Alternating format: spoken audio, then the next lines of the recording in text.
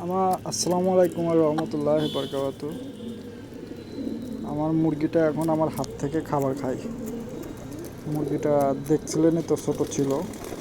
ও এখন আস্তে আস্তে বড় হয়ে গেছে এবং আমার হাতে খাবার খাচ্ছে। আর এই দেখেন, এদের এরা এরা এরা এদেরকে আমি ডাক দিছি, এরা চলে আসছে। তো এদের, আরে খরগোশ দৌড়ে মারলো, খরগোশও খাবার খাচ্ছে। হ্যাঁ, খরগোশকেও আমি এই এই পাখির খাবারই খাওয়াচ্ছি।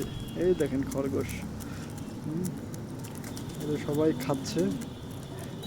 দেখা যাক আল্লাহ এদের রিজিকে কতদিন রাখছে। আমার তো বেশ ভালোই লাগে এগুলো। এই দেখেন গবেষণা করা শুরু করে দিয়েছে। সবাই দোয়া করবেন যেন আমার কবুতরগুলো সুস্থ থাকে। এর মাঝে কালকে একটা কবুতর উড়ে গেছে, যার বাড়ির থেকে কিনছিলাম আমি, তার বাড়িতেই উড়ে গেছে, কিন্তু সেই লোকটা আমাকে দিল না।